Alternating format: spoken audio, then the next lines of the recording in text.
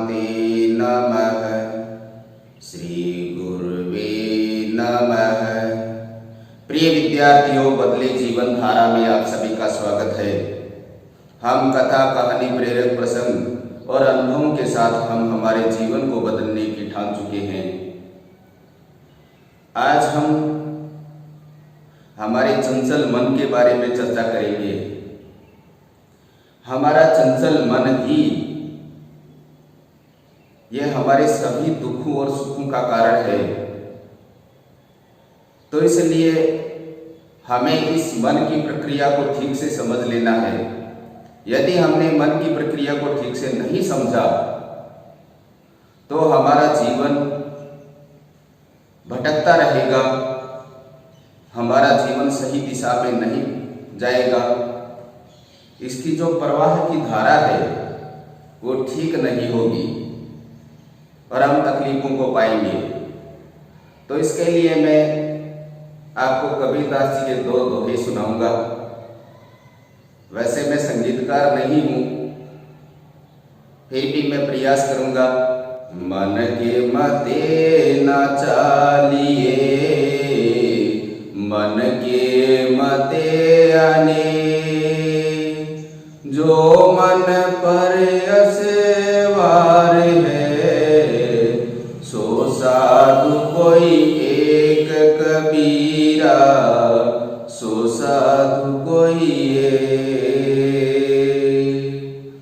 मन के हारे हारे है, मन के जीते जी। कहे कबीर हरि पाइए, मन ही की परतीत कबीरा, मन ही की परतीत। तो जैसा कि मैंने आपको बताया, ये संपूर्ण सुख दुख का कारण मन ही है। मन ही हमारे विकारों का मूल स्रोत है। इसलिए हमें इस मन को ठीक से समझना है। और यदि हमने मन को ठीक से समझ लिया तो हमारा जीवन बहुत ही आनंदमय होगा। इसके लिए मैं आपको एक वैज्ञानिकों द्वारा किया गया रिसर्च है, जिसको मैंने किसी विज्ञान की पुस्तक में पढ़ा था, तो वो मैं आपके सामने शेयर करना चाहूंगा। काफी समय पहले की बात है। एक कोई बहुत ज्यादा गुनाहगार कैदी था, उसने बहुत बड़ा गुनाह किया। तो अंतोगत्वा उसका फैसला आया। न्यायाधीश ने उसके लिए फैसला किया कि उसको मृत्यु दंड दिया जाए। जब उसको मृत्यु दंड की घोषणा की गई तो वैज्ञानिकों ने सोचा कि इस पर कुछ प्रयोग कर लिया जाए। तो उन्होंने उस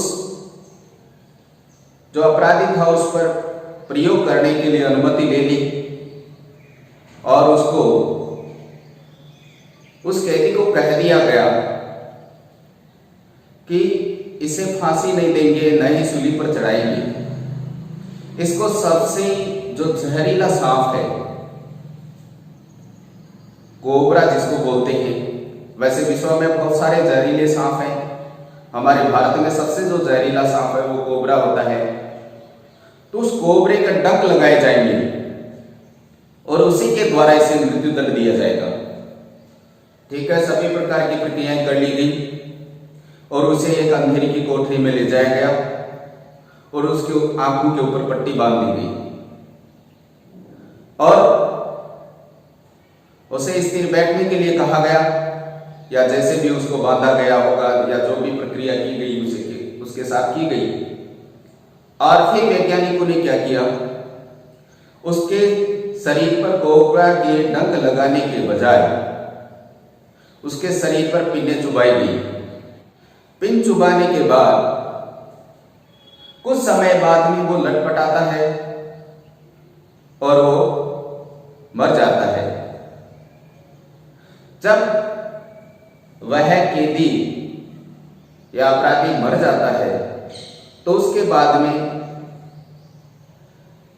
डॉक्टरों के द्वारा उसका मेडिकल किया गया, उसके रक्त की जांच की गई, और जब रक्त की जांच की जाती है तो उस रक्त में उस कोबरा का भयंकर विष होता है। प्रिय विद्यार्थियों, उसके कोबरा का डंक नहीं लगवाया गया, उसके बाद में भी उसके शरीर में कोबरा की जो जहर होता है वो उसके शरीर में व्याप्त हो जाता है। तो आप सोचिए ये जहर आया कैसे, उसकी जहर की उत्पत्ति कैसे हुई। हमारे शरीर में बहुत सारे रसायन है, हर प्रकार के रसायन है, और जब हमारी मानसिक क्रियाएं ऐसी होती है, जैसा कि उस जो कैदी था, अपराधी था, उसकी मानसिक क्रियाएं ऐसी हो गई कि मेरे शरीर में कोबरा ने डंक मारा है, और उसमें शारीरिक जो रासायनिक क्रियाएं हुई, और उस रासायनिक क्रियाओं का परिणाम ये हुआ कि उसके शरीर में स्वतः उस जहर की उत्पत्ति हो गई।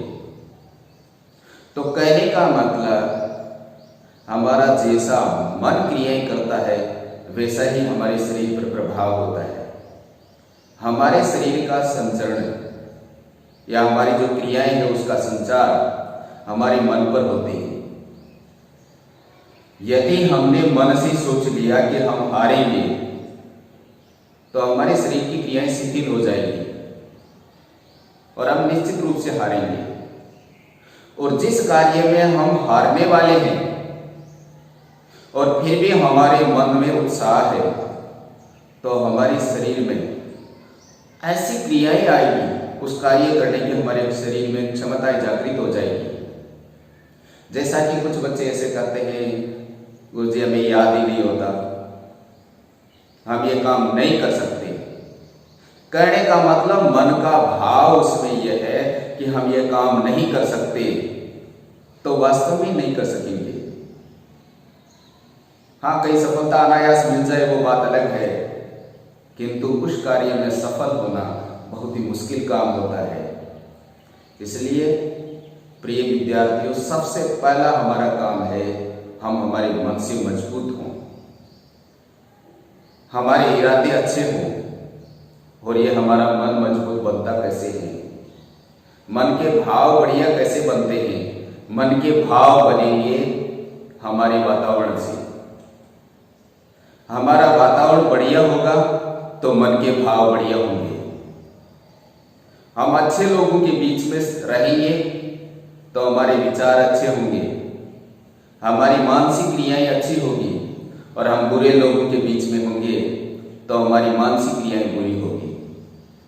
इसलिए हमारे संस्कृत साहित्यों में, हमारे भारत के साहित्यों में बार बार लिखा हुआ है कि अच्छी संगति कीजिए, जैसी संगति करेंगे वैसा ही फल पाएंगे। तो इसलिए हमें हमेशा जहाँ पॉजिटिव विचार होते हैं, जहाँ अच्छी बातें होती है, जहाँ सकारात्मक बातें होती है, हमें वहीं बैठना है, वहीं चर्चाएं करनी है, उन्हीं लोगों के बीच में रहना है जहाँ वातावरण शांतिपूर्ण हो और जहाँ अच्छी बातें होती हो। उसके बाद में देखना हमारा जीवन कुछ अलग ही होगा। इसलिए आज का हमारा प्रसंग यही कहता है कि हमें मन से कभी नहीं हारना है, क्योंकि मन के हारे ही हार है। और फिर दूसरी ओर मन के मत बहुत ज्यादा है। मत क्यों है?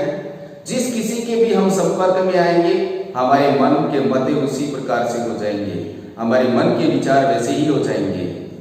इसलिए हमारा जो संपर्क है वो बढ़िया लोगों के साथ में हो। अब हम चर्चा करेंगे पिछले वीडियो के प्रश्नों की। उसमें जो पहला प्रश्न था, सबसे ताकतवर हथियार, उसका तो मैं अलग से एक वीडियो में उसके उत्तर की व्याख्या करूंगा, क्योंकि उसका जो उत्तर है उसकी व्याख्या यदि हम करें तो उसकी कोई सीमा नहीं है, असीमित है। और अब मैं दूसरा जो प्रश्न है उसका मैं उत्तर बताऊंगा। कई लोगों ने प्रयास किया है, कईयों ने कमेंट भी किया है। जैसे हमारे कालू सिंह जी हैं, उन्होंने कमेंट किया है और वो सही भी है। बहुत सारों ने सोचा है किंतु कमेंट नहीं किया है। फिर भी मैं आप सबके सामने उसका उत्तर शेयर करूंगा। तो वो था, बालपणा में बाड़ा खवाया भरी जवानी नारी, बुढ़ापा में मर्द खवाया ऐ तमाशा भारी। कहने का मतलब वो बचपन में तो बालक कहा जाता है और जब उस युवावस्था में होता है तो वो नारी यानी स्त्रीलिंग में हो जाता है, और जब वो वृद्धावस्था में होता है तब वो पुल्लिंग हो जाता है। तो हमारा जो राजस्थान में पेड़ होता है खिजड़ी, उसका फल लगता है, तो जो एकदम छोटा होता है तो उसको बाड़ा बोलते हैं हमारी राजस्थानी भाषा में। और जब वो युवावस्था प्राप्त कर लेता है तो उसको सांगरी बोलते हैं, जो स्त्रीलिंग में आता है। जब वो सूख जाता है तो उसको खोका बोलते हैं, जो पुल्लिंग में होता है। तो इस प्रकार से ये हमारे सांगरी पर कहावत है।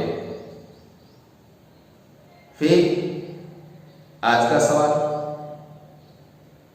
भारत का सबसे महान नाटककार, वो न केवल भारत का है अपितु विश्व में भी महान नाटककारों में गिना जाता है।